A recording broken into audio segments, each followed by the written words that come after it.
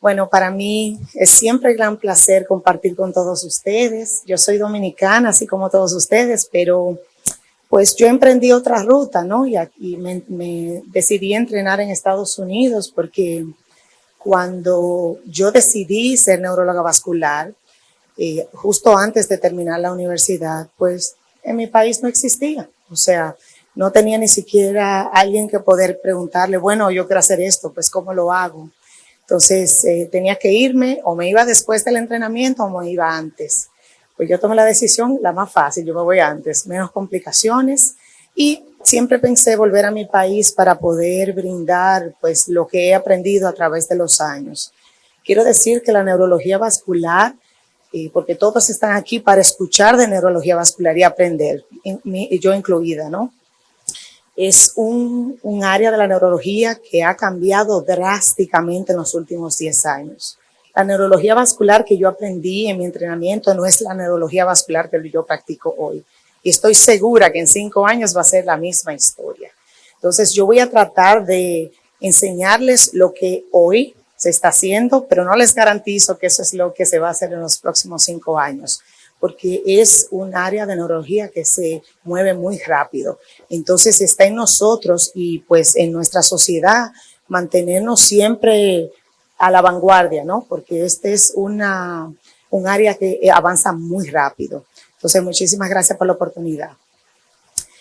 Yo voy a solamente decir que el foco de esta charla es para hablar del tenecteplase y del alteplase, que son trombolíticos que se utilizan en el tratamiento de ictus isquémico.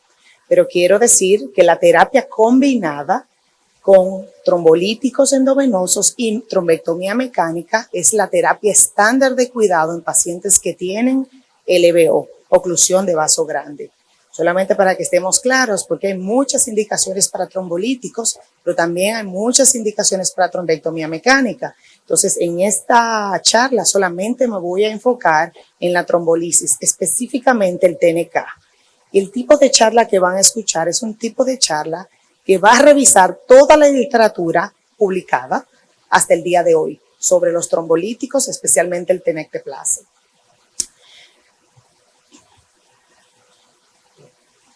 Vamos a hablar, como dije, de los trombolíticos, que son los objetivos, ¿verdad? Porque tenemos que saber a qué venimos para saber con qué nos vamos a ir.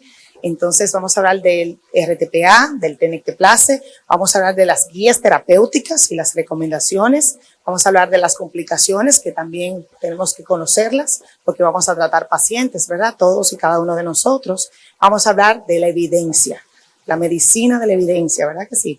Vamos a hablar de los trombolíticos administrados en ventana terapéutica extendida y vamos a hablar del cuidado trombolítico. Solamente tenemos 20 minutos, o sea que lo vamos a hacer a vuelo de pájaro. Recordemos, no podemos hablar de ictus sin entender por qué es importante hablar de esto. El ictus en el Caribe representa la causa número 1 de muerte y discapacidad neurológica.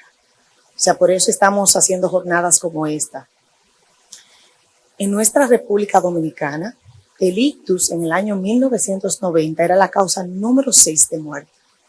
Y miren qué tampoco hemos hecho en conjunto, ¿verdad? Nosotros como galenos y nuestro gobierno, ¿verdad? Porque necesitamos ayuda gubernamental para aumentar lo que es la prevención primaria y secundaria y el tratamiento oportuno agudo.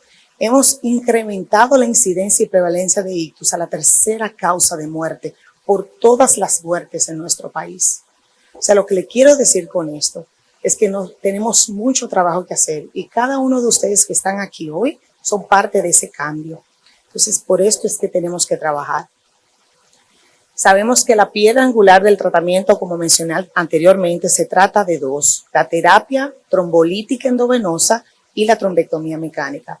La mayoría de los pacientes van a recibir trombolíticos en una ventana terapéutica específica, generalmente en las primeras 4.5 horas. Generalmente, ¿verdad? Si lo hacemos para la mayoría de los pacientes. Igual para la trombectomía mecánica existe una ventana terapéutica de hasta por lo menos 24 horas. Y a veces me da pesar poner números porque yo entiendo como clínica y como persona que ejecuta medicina basada en la evidencia que a veces los pacientes están por encima de esa ventana terapéutica y aún así son beneficiados para el tratamiento.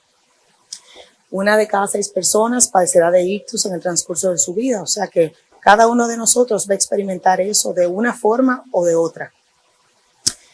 Entonces, ¿para qué sirven los trombolíticos, no? Bueno, para muchos de los neurocirujanos, esto es, y neurólogos también, pero para los neurocirujanos esto es algo que entienden bastante bien. Antes de la trombectomía mecánica se utiliza la terapia trombolítica, como les dije, es el estándar de cuidado. Entonces, la trombolisis se utiliza antes de la trombectomía mecánica para diluir el coágulo, ese coágulo que está obstruyendo ese vaso grande. Pero también se beneficia el neurocirujano endovascular de la trombolisis durante la trombectomía mecánica, porque facilita el rescate de ese vaso y ayuda con menos pases a sacarlo.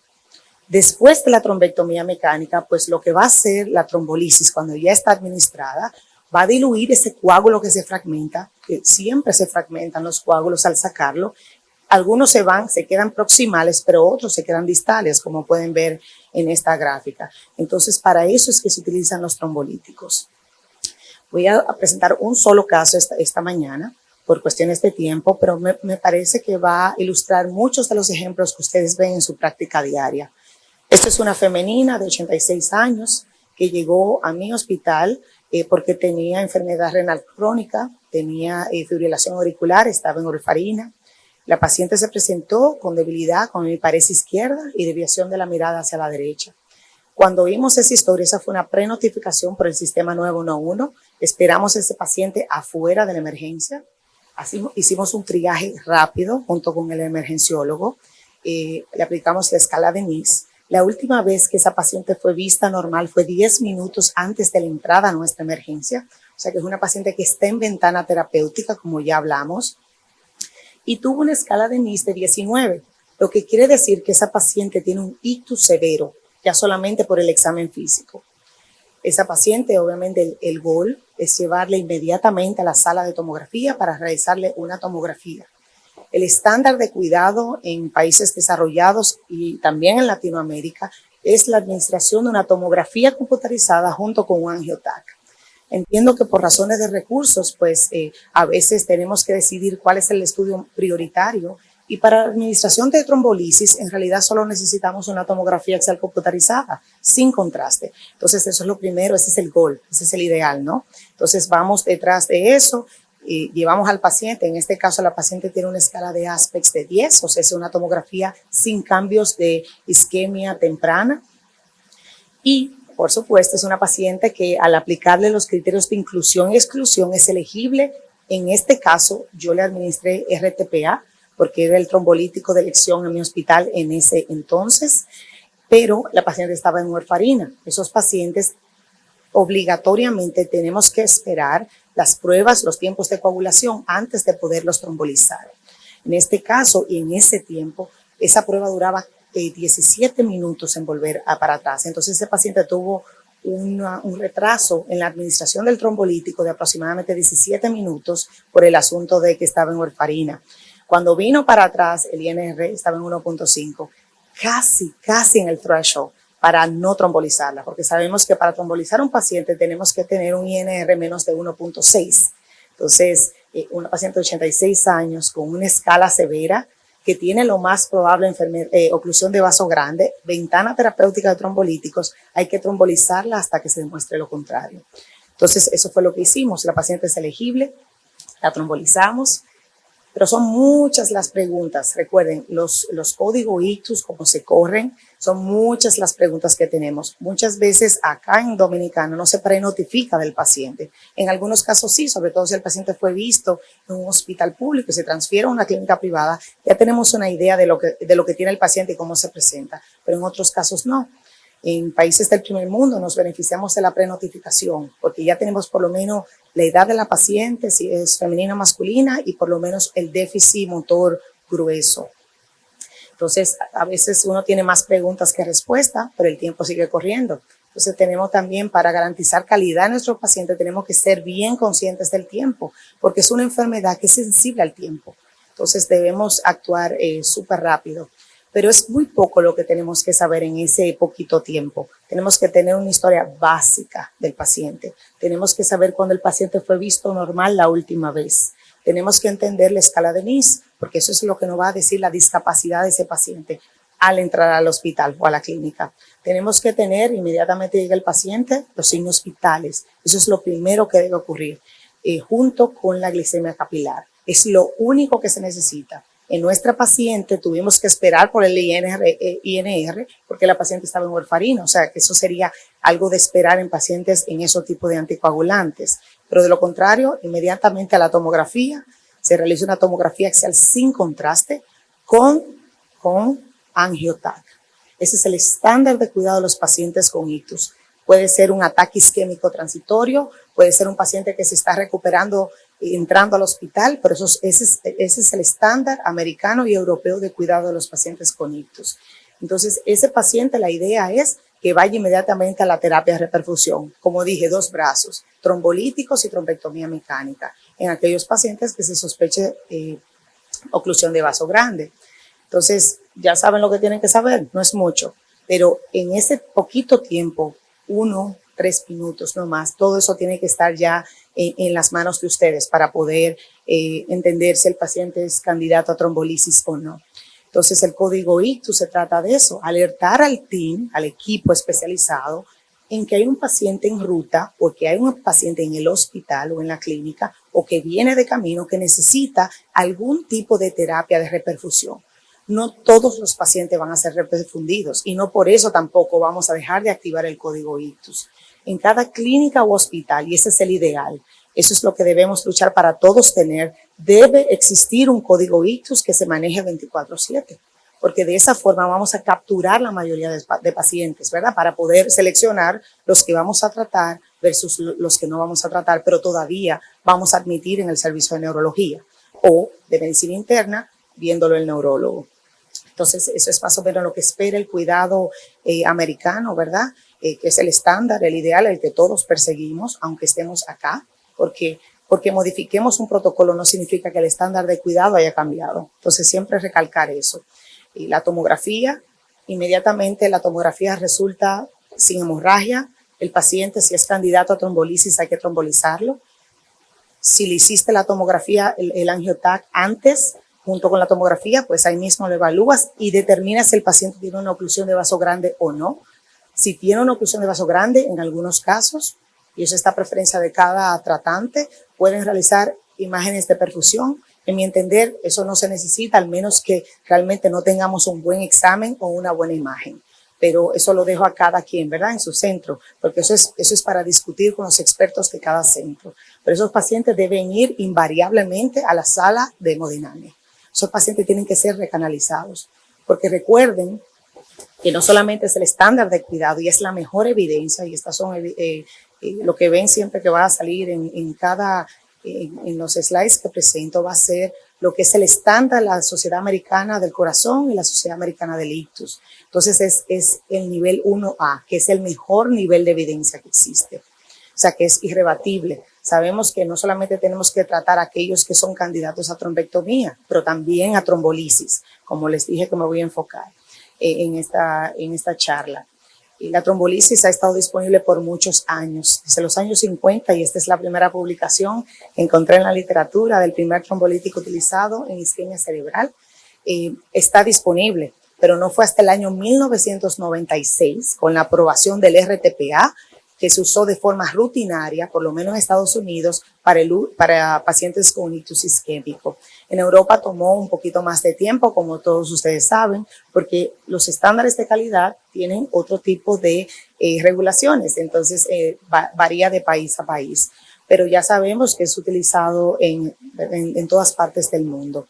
El tenecteplase, que es en el que nos vamos a enfocar esta tarde o esta mañana, también ha venido para quedarse porque ha demostrado en muchas casuísticas ser incluso no solamente no inferior al RTPA, sino superior. Y de eso vamos a discutirlo. Yo les prometí una revisión completa de la literatura hasta hoy publicada. Entonces, ahí vamos. Entonces, ¿cómo funcionan estos medicamentos? Los trombolíticos son dilutores de coágulo, pero lo hacen uniéndose a la fibrina del coágulo, como lo pueden ver acá, y ayudando al desdoblamiento de plasminógeno en plasmina. Entonces, así actúa el RTPA, se une a la fibrina y desdobla el coágulo. El tenecteplase o el TNK actúa de la misma manera, porque es una molécula genéticamente creada para unirse 10 veces con más afinidad a la fibrina que el RTPA. Y quizás ese es el mecanismo más importante por el cual creemos que va a ser el fibrinolítico de elección, incluso en Estados Unidos. Entonces, en pacientes que tienen oclusión de vasos grandes, los trombolíticos también son necesarios. Sabemos que la oclusión de vasos grandes ocurre cuando hay oclusión de la carótida interna, en sus diferentes segmentos, en la cerebral media y de la basilar. Todos los otros segmentos son enfermedad de vasos medianos o ya enfermedad de vasos pequeños, pero estas son las oclusiones de vaso grande. Esta enfermedad no tratada, ya sea con trombolíticos y definitivamente con trombectomía mecánica, va a llevar a una mortalidad de un 90%, o sea que es una muerte segura, ¿no? Sabemos que todos nos vamos a morir, pero algunos nos vamos a morir más rápido que otros si no intervenimos a tiempo, ¿ok?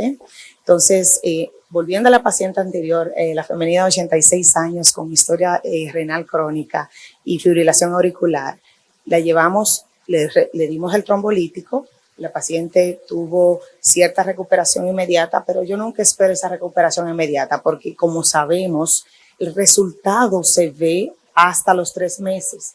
Yo no me puedo desanimar porque el paciente no se recupera o porque no ocurrió el efecto de Lázaro. La mayoría de los pacientes no ocurre ningún efecto, por lo menos en la data de nuestro hospital a nivel de horas, pero sí a nivel de días. Entonces no nos podemos desesperar. Es una paciente que inmediatamente, como le dije, con una escala de NIS de 19 se va a llevar a la sala de neurohemodinamia sin lugar a dudas, no importa si se le dio trombolítico o no. Entonces este fue el primer pase de la angiografía. O como vemos, tiene un TICI de 0, que significa que no hay circulación en esa arteria, en la arteria cerebral media derecha, y la paciente pues necesita trombectomía. Haciendo ese primer pase, desafortunadamente no le pude poner el video, pero el coágulo se estaba diluyendo. Cuando estaban pasando el contraste, así mismo se iba diluyendo el coágulo en esa paciente.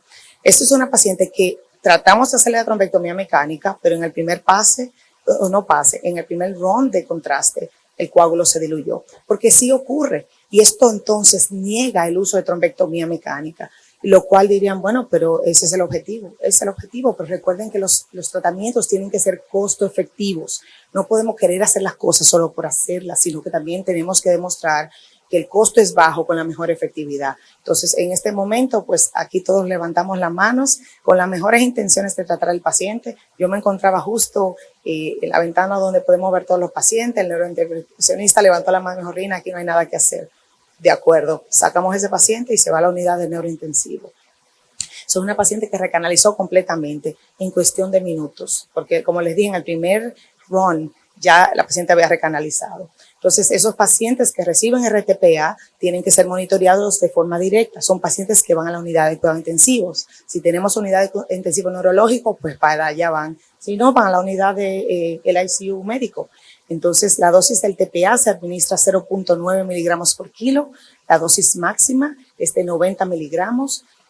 Una de las desventajas, que por supuesto ahora se las veo todas al RTPA, aunque fue mi único trombolítico por 7 años, había que dar el bolus, el 10% de la medicación en bolus en 1 o 2 minutos, pero después el restante 90% de esa infusión teníamos que quedarnos ahí al lado del paciente monitoreándolo, porque dura 1 hora. Y después asegurarnos, después que le diéramos el RTPA, que había que flochar esa línea para que todo ese RTPA que se encuentra en las cánulas o en los tubos, también llega al paciente, porque ahí perdemos hasta 10 cc, hasta 25 cc se pueden perder en algunas ocasiones de RTPA si eso no ocurre. Entonces tenemos que darle la dosis completa, independientemente si el paciente mejora o no, o si va a trombectomía o no, porque eso es parte de lo que es el estándar de cuidado.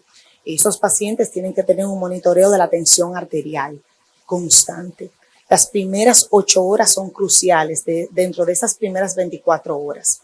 Recuerden que mientras más cerca estamos del bolus, más tenemos que monitorear al paciente. Las primeras 2 horas tiene que ser cada 15 minutos. Después de ahí, 6 horas, de 2 a 6, cada 30 minutos. Después de ahí la podemos espaciar a cada 1 hora. Ese es el estándar de cuidado. Y esos pacientes, aparte de estar monitoreados en el cuidado intensivo por otras razones, son pacientes que tienen que tener una tomografía de seguimiento al otro día o si hay algún cambio.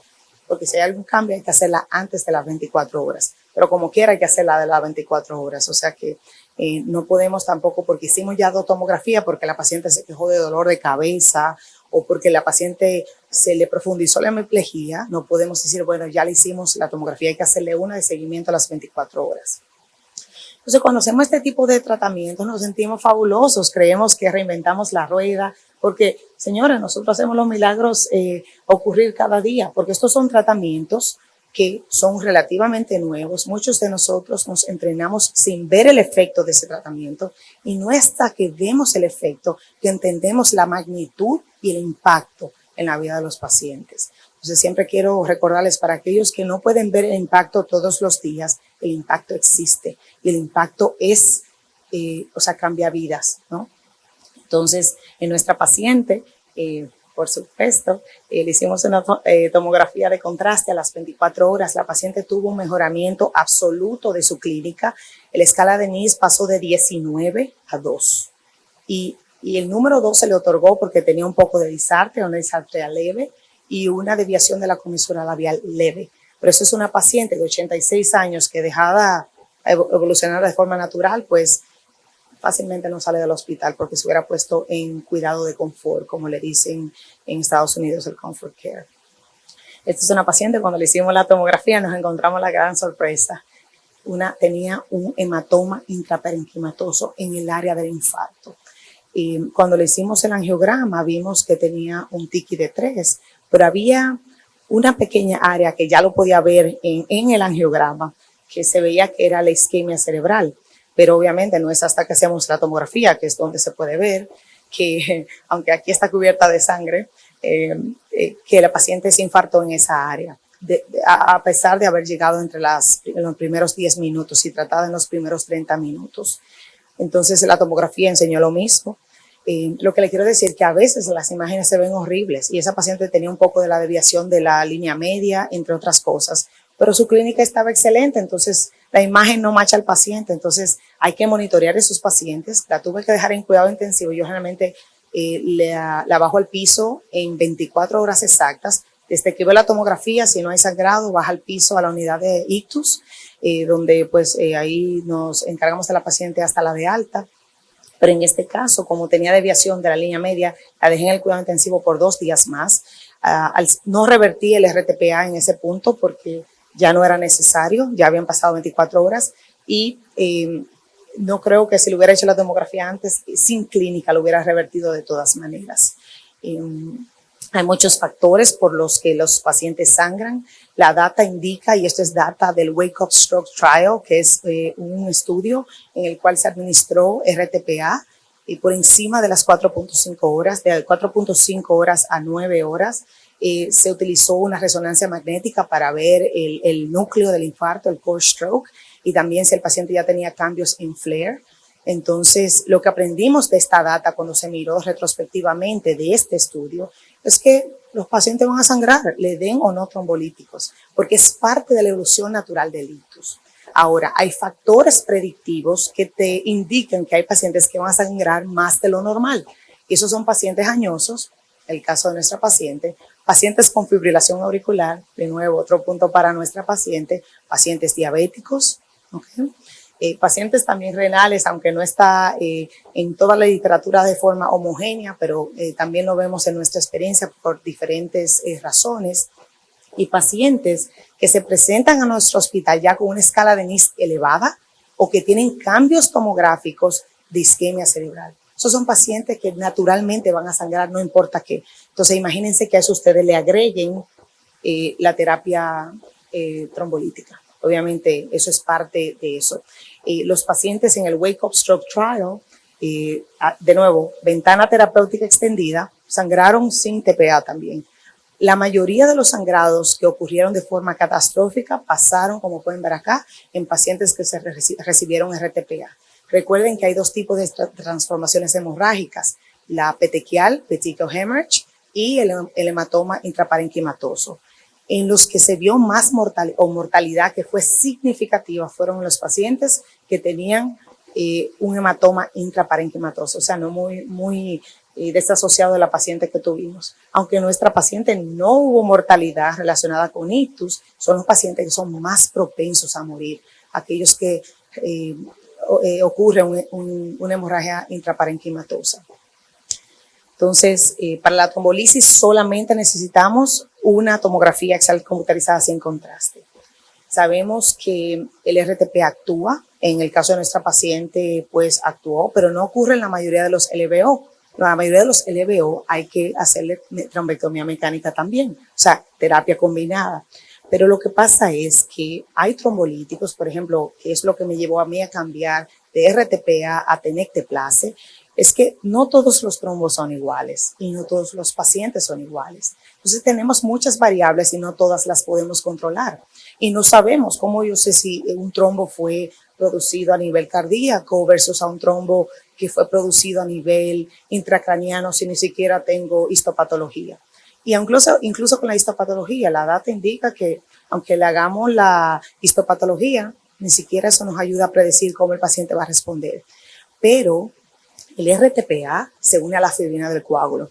La teoría detrás del tenecteplase, que está molecularmente con ingeniería creado para ser mejor que el RTPA, es que hay coágulos, sobre todo los que se producen a nivel intracraniano, que a veces no sabemos cómo y por qué se pueden producir, al menos en ausencia de una estenosis intracraniana, es que hay coágulos que tienen una capa, el outer shell del coágulo, que es más rígida y es más rica en fibrina, más rica en DNA, más rica en plaquetas que los coágulos que se producen, por ejemplo, a nivel cardíaco, que son más ricos en glóbulos rojos, en fibrina y entre otros componentes, como pueden ver en esta gráfica.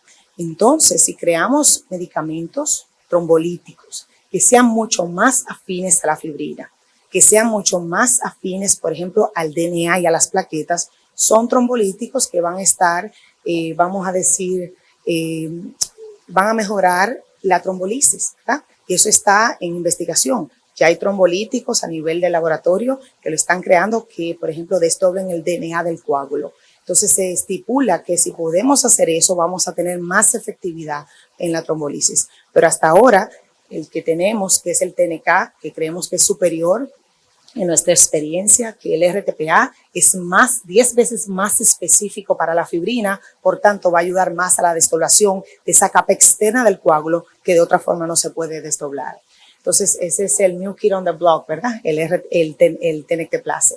Entonces vamos a vuelo de pájaro, vamos a tratar de ir rápidamente por la literatura del tenecteplase.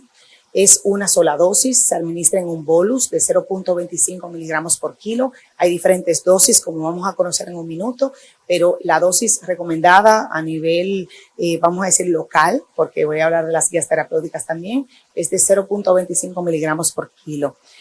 No hay que quedarse necesariamente al lado del paciente a que baje ninguna infusión, porque es solamente un bolus que el neurólogo administra. Como pueden ver, la molécula está arriba y está comparada con el RTPA. Es un cambio de 3 aminoácidos comparado con el RTPA, que lo hace más efectivo y no inferior y superior en muchas instancias que el TPA. Este fue el primer estudio publicado en el 2010 con respecto al tenecteplase. En ese momento yo no usaba tenecteplase tampoco. En Estados Unidos nadie usaba tenecteplase, solamente bajo los clinical trials se utilizaron 3 dosis, 0.1, 0.25 y 0.4 miligramos por kilo versus TPA, el estándar de cuidado. 81 pacientes fueron tratados. La dosis de 0.4 fue descartada porque demostró ser inferior en trombolisis comparada con las otras 2 dosis. El siguiente estudio fue publicado en el 2012, donde se trataron 50 pacientes con TNK. De nuevo, bien pocos pacientes.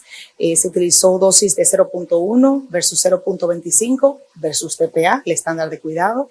En ese caso se utilizaron imágenes de perfusión y de tomografía, angiografía por tomografía, y el TNK demostró ser superior, pero de nuevo 50 pacientes, no podemos extrapolar eso a la mayoría de nuestros pacientes. Eso fue en el 2012, pero se pudo ver que la tasa de reperfusión fue muchísimo más alta en pacientes que recibieron la dosis de 0.25 comparado con el alteplase, por ejemplo, y son pacientes que tuvieron mayor posibilidad de recuperarse desde el punto de vista del NIS. El otro estudio fue publicado en el 2015, el ATTEST. Utilizaron de nuevo dentro de la ventana terapéutica que todos conocemos. Ahora se están enrolando pacientes en ventana terapéutica extendida, el estudio TEMPO, pero eso no lo vamos a discutir aquí porque todavía está enrolando pacientes. Pero en este se utilizaron 0.25 miligramos, que es la dosis que muchos de nosotros utiliza, versus TPA, y no hubo diferencia en términos de recanalización, hemorragia sintomática, entre otros. O sea, fue un estudio neutral, porque la mayoría de esos estudios se tienen que hacer de forma no inferior, porque ya sabemos que el estándar de cuidado funciona. Entonces no podemos hacer placebo ya. Sabemos que hay que hacerlo con TPA para demostrar si es no inferior o hasta superior.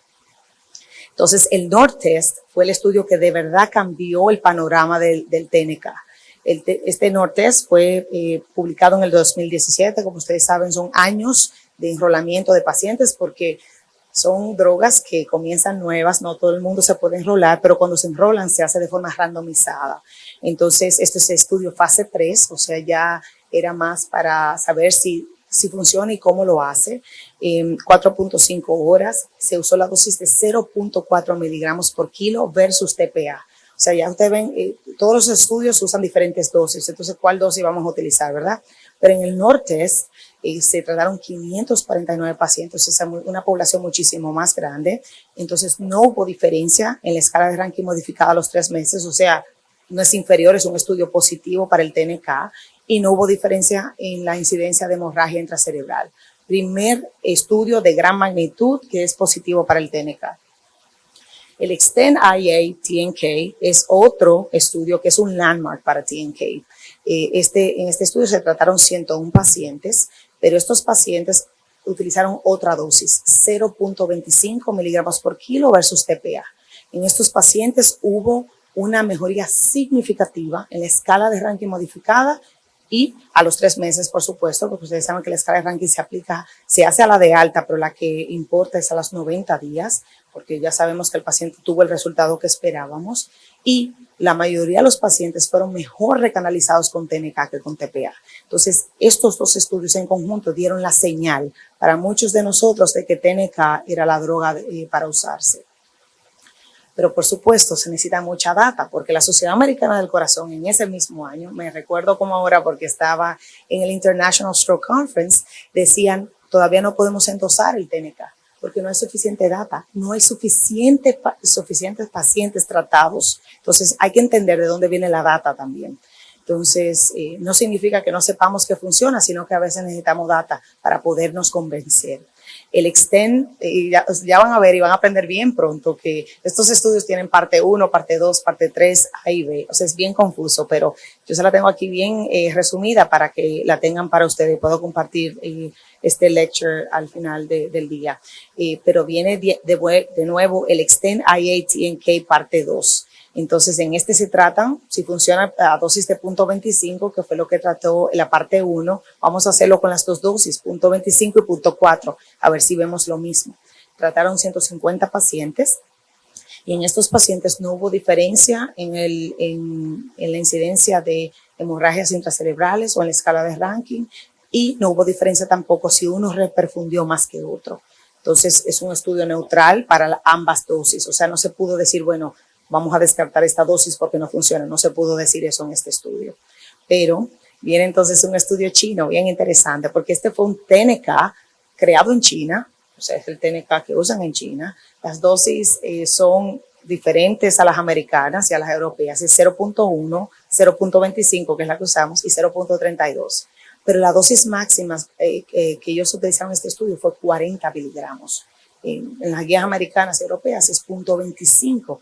Dosis máxima de 25, o sea, esto es como yo le digo food for thought, no sé qué conclusiones tomar, pero pero ellos trataron 177 pacientes, o sea, es data, esa data es relevante y no hubo diferencia entre las dosis en términos de recanalización, el safety, si tuvieron hemorragias o no, entre otras complicaciones, o sea, prometedor para las diferentes dosis. Viene entonces el NORD Test Part 2A. De nuevo, y le dije que va a ser bien confuso porque el NORD Test marcó el TNK, lo puso en el radar para el tratamiento de ictus. Este 2A se publicó solamente hace unos meses, creo que se presentó en el European Stroke Conference, creo, no estoy segura que fue que lo publicaron, lo presentaron. Este fue fase 3, ya no era fase 2. Tomaron dosis de 0.4 porque entendían que esa era la dosis más eficaz.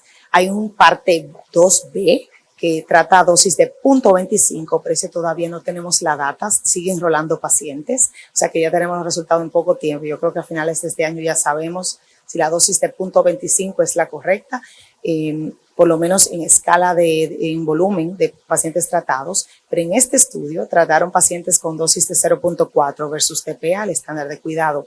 Enrolaron pacientes que tengan una escala de NIS más de 6, porque una de las críticas que ha recibido el TNK es que se han enrolado pacientes en los cuales la escala de NIS es muy baja. Entonces da la impresión que solamente el TNK se utilizaría en pacientes que tienen discapacidad mínima. Parecería así desde lejos. Se trataron 216 pacientes y este estudio demostró, de hecho, tuvo que pararse temprano, tuvo un premature closure porque los pacientes que recibieron la dosis de TNK de 0.4 sangraron más que los pacientes que recibieron TPA, la dosis estándar. Entonces tuvo que ser parado, halted, ¿verdad? Antes del tiempo y nos quedamos con las ganas de saber qué pasó después. Eso fue recientemente publicado. Y aún más reciente, pero presentado en el European Stroke Conference, todavía no tenemos ni siquiera este paper publicado en la literatura, pero esta es la experiencia más importante hasta el tiempo de hoy publicada acerca del TNK. Esta es la experiencia canadiense. Ellos utilizaron data, como decir, recolectada por diferentes bases de datos. En este caso ellos utilizaron la base de datos SITS, algunas personas usan Rescue, pero ellos utilizaron su propia data para entender qué es lo que pasa con el TNK y cuál es el efecto. Enrolaron 1.600 pacientes, ya vieron los números anteriores. Esta es la experiencia más importante. Ellos macharon pacientes, 3 tenían que ser tratados con TPA para que 1 sea tratado con TNK. Entonces, ellos lo que vieron fue, como pueden ver los números aquí, es casi un tercio, ¿verdad? Los pacientes tratados con RTPA, que recibieron TNK. Entonces, esos pacientes tuvieron un mayor resultado funcional que fue significativo y positivo y no hubo diferencia, por ejemplo, en el riesgo de hemorragia sintomática. Lo que quiso decir o lo que quiero decir con este estudio es que este estudio va a llevar ya a la solidificación de TNK como el trombolítico de elección, en mi opinión, para las guías americanas, porque esto va a ayudar a la aprobación de tal droga, ¿no? Para que sea utilizada igual que el RTPA. Hay muchísimos estudios, los subrayados son los que están ya presentados pero no publicados, que fue la data que le presenté hoy, pero los otros están ya este año o a principios del que viene vamos a tener data sólida del TNK en las diferentes ventanas. En metaanálisis es superior al RTPA con escalas de discapacidad mucho menores que los pacientes tratados con RTPA. Este fue el Dr. Saver de UCLA, que es una entidad en ictus, en hemorragias intracerebrales en Estados Unidos y en el mundo. Sabemos que la vida media es más larga, pero es un medicamento que son drogas que no solamente son no inferiores, sino que son superiores al RTPA. Entonces, las guías americanas, como no hay suficiente evidencia en cuestión de número de pacientes, pues todavía tiene un lenguaje bastante vago. Por ejemplo, aquí están publicadas en el 2019, que es la guía terapéutica más reciente que tenemos de pacientes tratados de forma aguda. Ellos endosan la dosis de 0.25 en aquellos pacientes que van a recibir trombectomía. Pero en aquellos pacientes que no se le haría trombectomía, entonces ellos endosan la dosis de 0.4. Pero yo les puedo decir ahora, debido a la data presentada, que aún esto no se ha modificado. Pero a mi entender, la modificación será que 0.4 va a ser una dosis descartada. La dosis de 0.5 no solo se va a aplicar en aquellos pacientes, como lo dice hoy en la guía terapéutica, que van a ser candidatos a trombectomía, sino que se va a utilizar también en pacientes que no son candidatos a trombectomía. Y la dosis sería lo más probable, o entiendo, 0.25. Se trata por encima de la ventana terapéutica también. Cuando eso se hace, se tiene que hacer de forma protocolizada.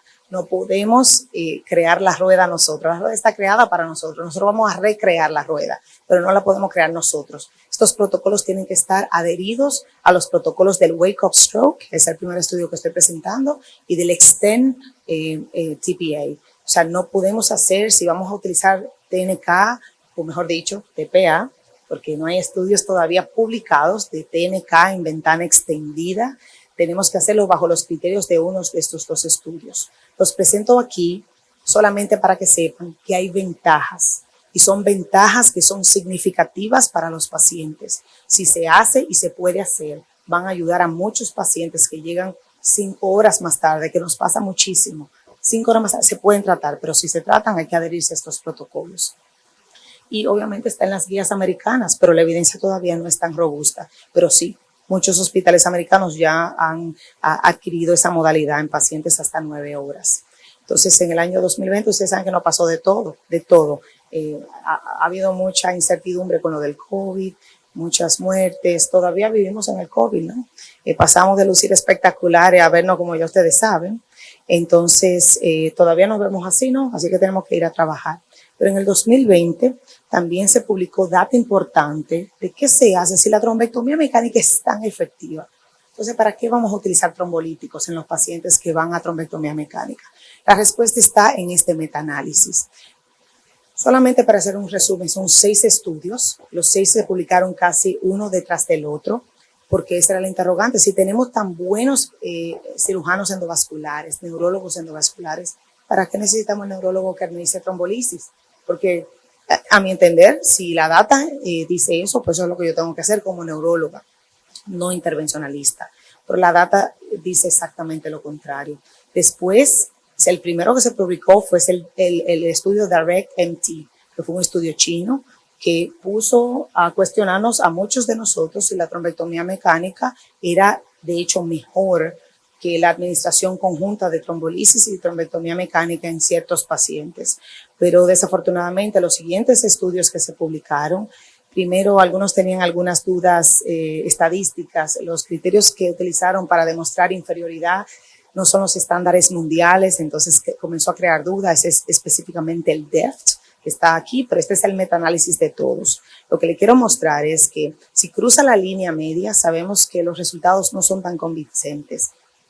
Pero en términos de la escala modificada de ranking, los pacientes que recibieron trombectomía mecánica versus los que recibieron la terapia endovascular exclusiva, no hubo cambio significativo cuando pusimos todos esos estudios juntos. Sí entendemos que los pacientes, y ven aquí como en la gráfica hay más tendencia hacia favorecer pacientes que reciben terapia combinada, que incluso la trombectomía mecánica de forma individual, pero en conclusión, no podemos todavía decir que la trombectomía mecánica se tiene que hacer en ausencia de trombolíticos porque no lo soporta la data. Entonces, el coágulo, los trombolíticos se utilizan para diluir los coágulos distales, se utilizan para sacarlos, para diluirlo antes de que podamos irlos a sacar, y obviamente ayuda al endovascular a disminuir el número de pases. Pero también muchas veces cuando queremos hacer trombectomía de forma directa, que nos ha pasado en mi experiencia, decimos, bueno, aquí está todo el equipo, en menos de 5 minutos estamos haciendo la punción para hacer la terapia endovascular. Nos pasa que el paciente tiene vasos tortuosos, entonces no se puede hacer la trombectomía. Tratan la femoral, tratan la radial y como quiera no se puede hacer la trombectomía. O sea que eso hay que también tomarlo en cuenta. En pacientes que llegan transferidos de otro hospital, que nos pasa mucho, porque hay hospitales que están en 100 millas de nuestro hospital primario. Tenemos que necesariamente tratarlos porque si no, al llegar a nuestro hospital, muchas veces ni siquiera podemos hacerle la trombectomía por cuestiones de transferencia y distancia entre hospital satélite y hospital madre. Entonces, ayuda a todo eso, pero también pueden haber complicaciones porque ayuda a la migración del trombo. Esos pacientes pueden sangrar porque ya recibieron terapia endovascular. O sea, perfecto, no hay nada. No hay nada, pero tenemos que entender la data para entonces saber cómo lo vamos a hacer. Hay condiciones específicas en las que creo que la trombectomía mecánica quizás, y lo digo así porque la data todavía no ha demostrado eso, pero sí, pacientes que tienen oclusión o estenosis severa de la carótida, tienen un trombo distal en la M1, esos pacientes quizás, en mi entender, no deberían recibir trombolíticos si se puede hacer la terapia endovascular de forma rápida. Y eso no lo digo yo solamente en mi experiencia, sino también la literatura. Quizás esos son pacientes que debemos enrolar más y más de ellos para entender si quizás la trombectomía mecánica directa, sin trombolisis, sería la terapia más eficaz en esos pacientes. En mi experiencia yo creo que sí. En pacientes que tienen, por ejemplo, un core, un núcleo isquémico muy grande. Esos pacientes se trombolizan y van a sangrar porque es parte de la historia natural. Quizá en esos pacientes, si tienen oclusión de vasos grandes, quizás no debamos trombolizarlos. Pero de nuevo, estas son las limitantes todavía. No podemos decirlo a boca llena o usarlo como práctica para todo el mundo. Yo creo en la medicina individualizada. Esa es la medicina del futuro. Tenemos que entender los protocolos, conocer la evidencia, pero cada paciente es diferente. Hay data específica, la podemos compartir en otro día, que el RTPA o los trombolíticos administrados antes de la trombectomía son mejores que la trombectomía de forma exclusiva, pero eso lo podemos discutir en otro momento. La escala de Nice es vital, esa es su herramienta para saber si el paciente está descompensado o no. La tensión arterial hay que manejarla de forma agresiva con los parámetros que ustedes decían para cada uno de sus pacientes. La glicemia, el paciente no puede tener hipoglicemia. El sweet spot yo diría que es entre 140 y 180 y eso es lo que recomienda la guía americana de el ictus. La oximetría de pulso, la temperatura. Tenemos que tener a mano los medicamentos que van a ayudarnos a disminuir esa tensión arterial. Mi medicina de elección es la nicardipina. Si yo tengo el drip, yo comienzo con el drip. Si tengo la betalol a mano, pues le doy 20 miligramos de la betalol, pero ya estoy ordenando la nicardipina porque es la forma más efectiva de monitorear la presión sin mucha variabilidad, porque lo que afecta al paciente con ictus es la variabilidad. Eso aplica para las hemorragias intracerebrales. Es un trabajo en equipo. Todo el mundo tiene que tener definido su trabajo para que lo pueda hacer bien. Entonces hay complicaciones porque no todo es bello y hermoso, sino que también hay problemas. Los pacientes sangran, la complicación más temida y la más común, sangran. Entonces hay que tener todo lo que se necesita para revertir el sangrado. Los pacientes pueden desarrollar también edema, angioedema, ¿verdad? Como muchos de ustedes lo han visto. Yo todavía no he visto la primera placa de embolización de colesterol, pero la literatura la dice y nos prepara para eso, pero en mi vida la he visto. Si alguien la ha visto, me puede levantar la mano para que me cuente cómo eso se ve, porque nunca lo he visto. De nuevo, si el paciente es angioedema, se trata. Se descontinúa la droga, ¿ok? En el caso del TPA, se descontinúa la infusión, pero en el caso del TNK, ya usted dio el bolus, lo que tiene es que tratar la inflamación. Y ahí, obviamente, los medicamentos que están aquí ilustrados la tratan. Si el paciente sangra, hay que descontinuar la droga, hay que revertir la droga y hay que tratar, pues, el paciente con crío precipitado. De nuevo, mi mensaje, esto es experiencia de la vida real. Nosotros, en mi hospital que dirigía hasta hace poco, nos transferimos a TNK de forma exclusiva, no solamente a nosotros como hospital madre, sino a todos nuestros spoke sites. Eran 9, todos utilizaron TNK. Es muchísimo más rápido, disminuimos el tiempo puerta, aguja en 20 minutos, así nada más, solamente por switchar drogas. No lo hicimos los dos al mismo tiempo porque es confuso. Todo el mundo se confunde el residente, se confunde el neurólogo, se confunde la enfermera. Cuando hagamos el cambio tenemos que hacerlo, se va por todo o nos vamos por nada. Entonces no creo mucho en los extremos, pero en este caso hay que hacerlo. Sabemos que no solamente es no inferior, sino que es superior al RTPA. Por eso es el medicamento de elección en nuestro centro. Disminuye el tiempo de entrada, de admisión al paciente y de salida al paciente. Mejoramiento funcional. Entonces, para mí está claro, si ayudamos a la recanalización, si evitamos injurias secundarias, esa es la droga que tenemos que usar. Muchísimas gracias. El trabajo es en equipo, se hace con todos son importantes. Entonces, es solamente compartir un poco de mi experiencia en el uso del TNK para todos ustedes. Muchas gracias.